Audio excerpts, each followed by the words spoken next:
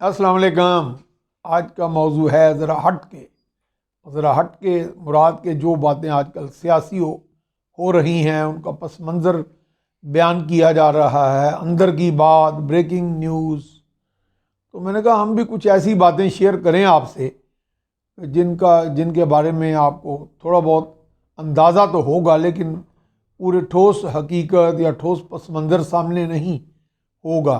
وہ ایک عام غلط العام تصور ہے یا ہمارے ہاں بات کی جاتی ہے کہ اسٹیبلشمنٹ کے کچھ ادارے جو ہیں وہاں پہ تعلیم کا رجحان کم ہے اور فیصلے جو ہیں وہ بڑے بڑے جو ہو جاتے ہیں اور وہاں سے ڈکٹیٹ ہوتے ہیں۔ تو ایسا نہیں ہے۔ مجھے چونکہ نیشنل ڈیفنس یونیورسٹی جو پاکستان کا ایک بڑا نامی گرامی تعلیمی دفاعی تصویراتی اسٹریٹجک جسے کہتے ہیں انگریزی میں ادارہ ہے، اور جس کو بین الاقوامی سطح پہ پذیرائی حاصل ہے، وہاں پہ باہر کے ملکوں کے بھی ایکسپرٹس اور دفاع کے ایکسپرٹس، بڑے بڑے جرنلسٹ، ڈپلومیٹ سب آتے ہیں اور لیکچر دیتے ہیں۔ مجھے اتفاق سے وہاں 2-3 پروگرامز کرنے کا اتفاق ہوا۔ نیشنل سیکورٹی ورکشاپ میں 5 ہفتے وہاں رہا، اور اس میں مختلف قسم کی ایکسرسائزز کرائی جاتی ہیں، گورنمنٹ بنائی جاتی ہے، شیڈو گورنمنٹ بنائی جاتی ہے، ان سے رول ماڈل لیا جاتا ہے گورننس کا۔ بڑا اچھا ایک بڑی ایکسرسائز ہوتی ہے۔ پھر نیشنل میڈیا ورکشاپ بھی گیا۔ پھر مجھے اتفاق ہوا پاکستان امریکہ ایک تصویراتی ڈائیلاگ ہوا، اسٹریٹجک ڈائیلاگ۔ امریکہ کا ایک بڑا اہم ادارہ ہے naval post graduate school of United States, اس کے سربراہ اس وقت ڈاکٹر پیٹر لیبوائے، وہ نیشنل انٹیلیجنس آف امریکہ کے ڈائریکٹر یا ایک سینئر بھی رہے ہیں، بڑے فیمس آدمی ہیں۔ اور پاکستان میں وہ NDU میں ہوا۔ تو اسی کے دوران موقع ملتا رہا، GHQ بھی گئے اور بہت سے اہم دفاتر وزٹ کرنے کا موقع ملا۔ تو مجھے یاد پڑتا ہے کہ میں چونکہ ان اسٹیبلشمنٹ کے لوگوں سے ہماری ملاقاتیں نہیں، سینئر جرنلسٹ ہونے کے ناطے اور ایک NDU کا ایک ایلومنائی اور پارٹیسپینٹ ہونے کے ناطے، تو اس میں مجھے یاد پڑتا ہے جنرل نیاز کھٹک صاحب سے ملاقات۔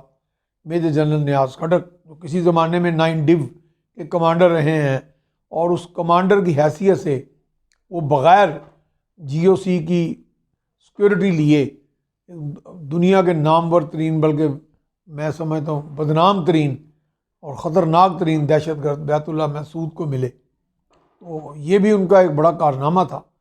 اور بعد میں وہ DGA ہوئے اس کے ISI ہیڈ کوارٹرز میں، اور پھر جا کے ریٹائرمنٹ کے بعد فوج سے وہ chairman federal public service commission بھی رہے۔ اس کے دوران انہوں نے اپنے بہت سے خیالات اور اپنے ایکسپیرینسز بیان کیے جو پاکستان کی قوم کے لیے، پاکستان کے اداروں کے لیے ایک اہم رہنما اصول بھی وہ وضع کرتے ہیں۔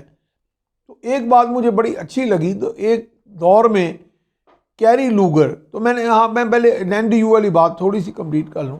تو میں جب NDU کے یہ 3-4 کورسز کر کے واپس آیا، تو میں نے پھر اپنے اخبار میں ایک کالم لکھا کہ یہ تاثر دینا کہ جی وہاں پہ بس FA کر کے یا FSC کر کے لوگ آ جاتے ہیں اور پھر بعد میں وہ پڑھتے نہیں۔ تو جتنی پڑھائی میں نے وہاں پہ دیکھی، شاید ہی، اور ہر طرح کے پیپرز اور بہترین لائبریری دنیا کی۔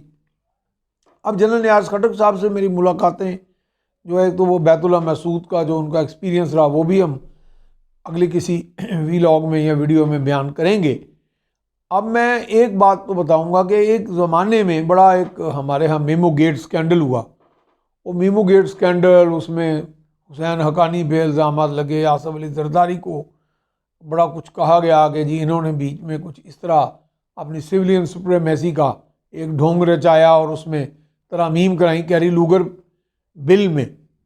حالانکہ میں بڑا حیران ہوا ان ساری باتوں پہ کہ کیری لوگر بل جو ہے وہ اپنی آخری حتمی شکل اختیار ہی نہیں کر سکتا جب تک کہ پاکستان کے اسٹیبلشمنٹ کے ادارے اس کو 1 یا 2 یا 3 خواندگیاں نہ کر لیں اور اپنی اس میں ساتھ مشاورت نہ شامل کریں۔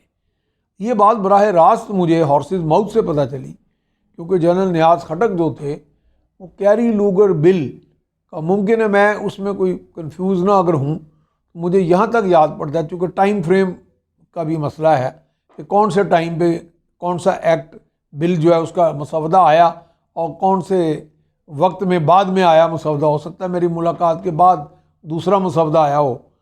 تو میرے علم کے مطابق جو پہلا مسودہ تھا کیری لوگر بل کا، جس کی روح سے پاکستان کو، بعد میں وہ کیری لوگر برمن ایکٹ بنا، جس کی روح سے پاکستان کو 1.5 ارب ڈالر جو سالانہ سویلین اسسٹنس ملنی تھی، اور ملتی رہی بھی کچھ عرصہ۔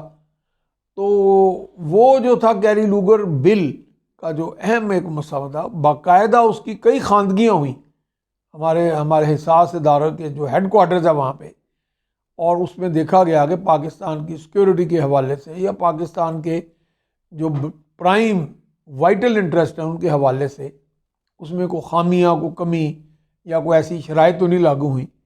تو یہ چیزیں میں سمجھتا ہوں کہ ہمیں آہستہ آہستہ سمجھنا چاہیے کہ ہمارے اداروں میں بھی یہ اتنا شعور پایا جاتا ہے، یا کم سے کم اتنی تحقیق ہوتی ہے کہ جس میں پھر ان پٹ دیا جاتا ہے آپ کے حکومتی عہدیداروں کو، جنہوں نے اہم ذمہ داران ہوتے ہیں، جو فیصلہ سازی جنہوں نے کرنی ہوتی ہے۔ تو فیصلہ سازی میں اگر ایسے ہمارے ریسرچ اسٹیبلشمنٹ کا ریسرچ ونگ اگر اپنا ان پٹ دیتا ہے تو فیصلہ اچھا کرنے میں میرا خیال ہے آسانیاں پیدا ہوتی ہیں۔